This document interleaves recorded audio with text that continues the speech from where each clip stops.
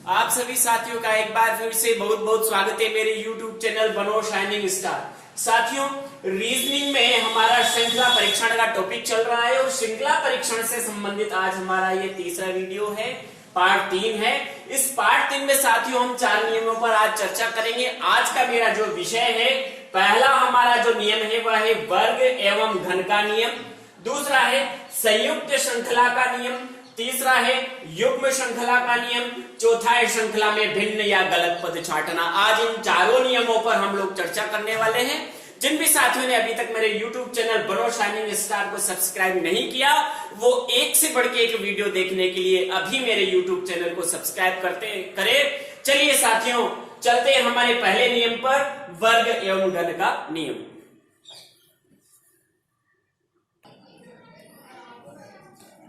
चलिए साथियों, चलते हैं पहले नियम पर, वर्ग एवं घन का नियम।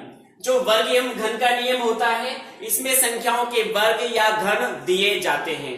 तो देखिए, समझते हैं हम। यहाँ पर 5 सवाल है, प्रत्येक का उदाहरण हम यहाँ पर देखेंगे। जैसे कि यहाँ पर पहला जो सवाल है, इसमें संख्या है 1, 4, 9, 16, 25, 36 और यहाँ क्वेश्चन मार्क के स्थान पर क्या आएगा।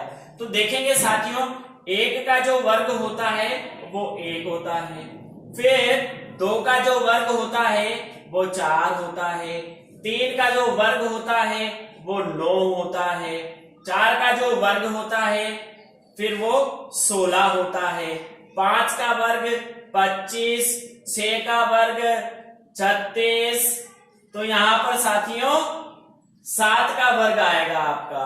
तो 7 का वर्ग क्या होगा, तो यहाँ पर 7 का वर्ग होगा साथियों 7 × 7 बराबर 49। तो यहाँ क्वेश्चन मार्क के स्थान पे साथियों आपका जो आंसर होगा वो होगा 49।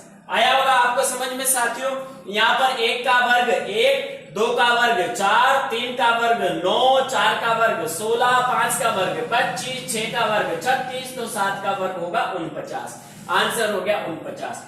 दूसरा सवाल है साथियों, यहाँ पर 2 है। तो देखेंगे साथियों, यहाँ पर क्या किया है, 1 का स्क्वायर प्लस 1। तो 1 का वर्ग 1 होता है, उसमें 1 जोड़ा तो 2 हो गए। यहाँ पर 2 का वर्ग प्लस 2, 2 का वर्ग होता है यहाँ पर 4 और 4 में 2 जोड़े तो 6 हो गए। यहाँ पर देखेंगे 3 का वर्ग प्लस 3, तो यहाँ 3 के वर्ग होगा 9 और 9 में 3 जोड़ेंगे तो ये होगा आपका 12। तो यहाँ पर देखेंगे 4 का वर्ग प्लस 4, 4 का वर्ग होता है साथियों 16, 16 में 4 जोड़ेंगे तो 20। उसी प्रकार से 5 का वर्ग होगा साथियों 25 और 25 में 5 जोड़ेंगे तो 30। तो यहाँ पर इस क्वेश्चन मार्क के स्थान पर 6 का वर्ग प्लस 6 आएगा। तो 6 का वर्ग होता है साथियों 36 और उसमें 6 अगर हम प्लस कर देते हैं तो यहाँ क्वेश्चन मार्क के स्थान पे साथियों आपका आंसर आएगा 42। तो इस प्रकार से आपको समझ में आ गया होगा। यहाँ पर एक संख्या का वर्ग प्लस उसमें वही संख्या जोड़ी जा रही है।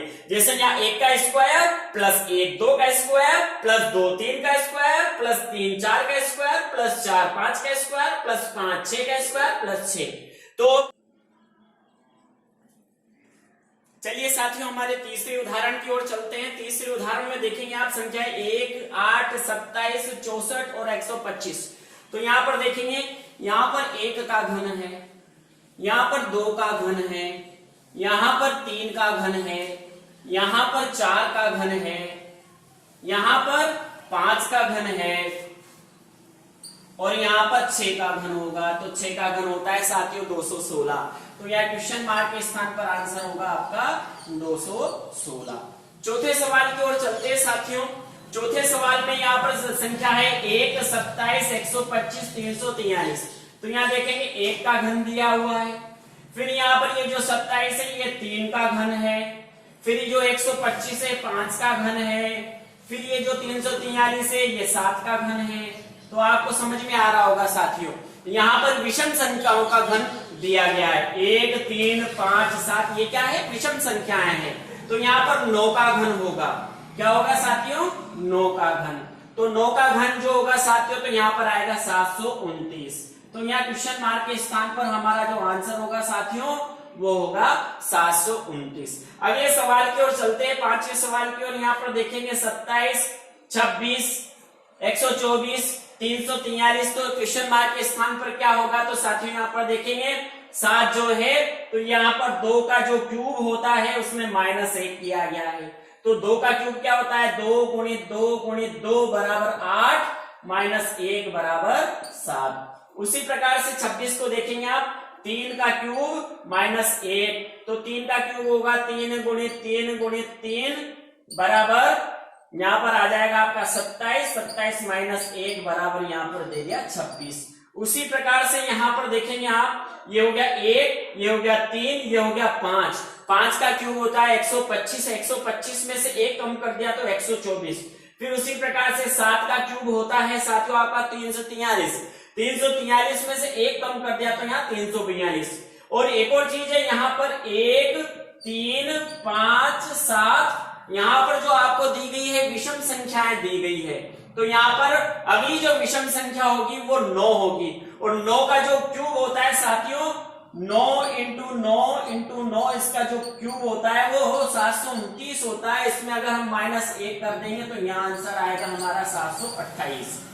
तो क्वेश्चन मार्क के स्थान पर हमारा जो आंसर होगा वो होगा 728। तो इस प्रकार से ये हमारा पहला नियम हो जाता है वर्ग एवं घन का नियम। चलते हैं दूसरे नियम की ओर, संयुक्त श्रृंखला का नियम। चलते हैं साथियों हमारे दूसरे नियम पर, संयुक्त श्रृंखला का नियम। संयुक्त श्रृंखला के नियम में एक से अधिक श्रृंखलाएं दे दी जाती है, हमें वहां पर पहचान करके उन श्रृंखलाओं को पूरा करने की आवश्यकता होती है। जैसे कि आप देखेंगे 1 के बाद यहाँ पर दिया हुआ है 2 के बाद यहाँ पर दिया हुआ है 3 के बाद यहाँ दिया हुआ है 4। साथियों ये जो संख्याएं हैं ये प्राकृत संख्याएं हैं और प्राकृत संख्याएं क्रमशः आगे बढ़ती जाती है। उसी प्रकार से दूसरी जो श्रृंखलाओं का हमें यहाँ पर जोड़ा दिया हुआ है या समूह दिया हुआ, उसमें देखेंगे 2 के बाद 3 है, 3 के बाद 5 है, 5 के बाद यहाँ साथियों 7 आएगा। ये क्या है? ये अभाज्य संख्याओं का समूह हमें यहाँ पर दिया गया है। तो अभाज्य संख्याओं का समूह यहाँ पर दिया गया है, तो 2 के बाद 3 आता है, 3 के बाद 5 आता है, 5 के बाद यहाँ पर क्वेश्चन मार्क के स्थान पर आएगा साथियों यहाँ पर 7। तो अभाज्य संख्याएं ऐसी संख्याएं होती है जो कि स्वयं से विभाजित होती है, किसी दूसरी संख्या से विभाजित नहीं होती। ये पहला आपका उदाहरण हुआ। दूसरा उदाहरण है साथियों आपका यहाँ पर 4 में +2 किया आपका तो 6 हो गया, 6 में +2 किया तो यहाँ पर 8 हो गया, 8 में +2 किया तो यहाँ पर 10 हो गया, और 10 में 2 प्लस करेंगे तो साथियों 10 में अगर +2 करेंगे तो पहले क्वेश्चन मार्क के स्थान पर तो आएगा 12। अब चलते हैं यहाँ पर दूसरे समूह पर। तो संख्याओं का दूसरे समूह में पहली संख्या है 28, 28 में से -2 किया तो 26 आ गया, 26 में से -2 किया तो 24 आ गया, 24 में से -2 करेंगे तो 22 आ गया, और 22 में से -2 करेंगे तो साथियों दूसरे क्वेश्चन मार्क के स्थान पर आएगा हमारा आंसर 20। तो यहाँ दोनों स्थानों पर जो आंसर होगा विकल्प होगा वो 12 और 20 का विकल्प होगा। तीसरा सवाल है हमारा 6 में अगर हमने यहाँ पर 4 प्लस किया तो 10 हो गए, 10 में 4 प्लस किया तो 14 हो गए, 14 में 4 प्लस किया तो 16 हो गए। तो अगला समूह देखेंगे यहाँ 6 में 5 प्लस किया तो यहाँ पर 11 हो गए, 11 में 5 प्लस किया तो 16 हो गए, 16 में 5 प्लस करेंगे साथियों तो यहाँ पर हमारा जो आंसर होगा वो 21 होगा। तो इस प्रकार से संयुक्त श्रृंखला का नियम, इनमें संयुक्त श्रृंखलाएं दे दी जाती है, उनको पहचान करके हल करने की आवश्यकता होती है। अब चलेंगे साथियों हम तीसरे नियम की ओर, युग्म श्रृंखला का नियम।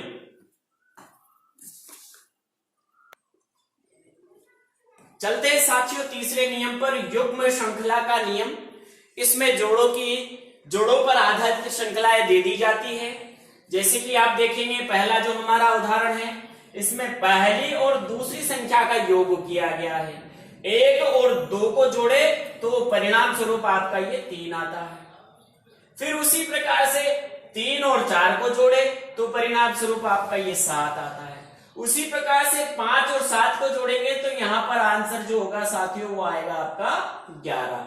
तो इस प्रकार से प्रथम 2 संख्याओं का योग तीसरी संख्या है, फिर आगे वाली 2 संख्याओं का योग छठी संख्या है, फिर उसके आगे वाली 2 संख्याओं का योग नवी संख्या होगी। तो इस प्रकार का इसमें युग्म दिया गया है। दूसरा सवाल देखेंगे 94, 36, 18। तो ये देखेंगे 9 × 4 बराबर 36। इन दोनों संख्याओं को आपस में गुणा करते तो 36 आया। अब 36 में दो संख्याएं 3 और 6 को गुणा करेंगे तो यहाँ आया 18। अब 18 में भी दो संख्याएं 1 और 8, इनको आपस में गुणा करेंगे तो आएगा 8। तो क्वेश्चन मार्क के स्थान पर साथियों आंसर होगा आपका 8। तो इस प्रकार से युग्म श्रृंखला का नियम हम लोग लगाया करते हैं, इस प्रकार से सवाल हल किया करते हैं। आज का हमारा जो चौथा नियम है वो श्रृंखला में भिन्न पद या गलत पद छांटना।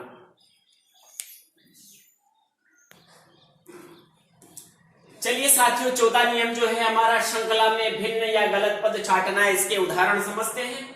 जैसे यहाँ पर एक सवाल जो हमारा दिया हुआ है, इसमें संख्याएं 25, 37, 49, 64, 81। अगर आप गौर करते हैं तो यहाँ पर 5 का वर्ग है, 5 का वर्ग होता है 25, यहाँ पर 6 का वर्ग होना चाहिए 36, यहाँ पर 7 का वर्ग है आपका 49, 8 का वर्ग है यहाँ पर 64, 9 का वर्ग है यहाँ पर 81।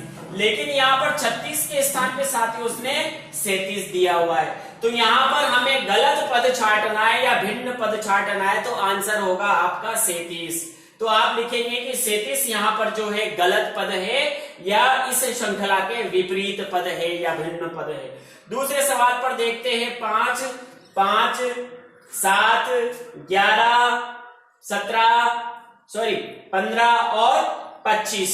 तो यहां पर देखेंगे 5 में अगर हम 0 प्लस करते हैं तो 5 आया, फिर 5 में हम प्लस 2 करते हैं तो 7 आया, फिर 7 में हम प्लस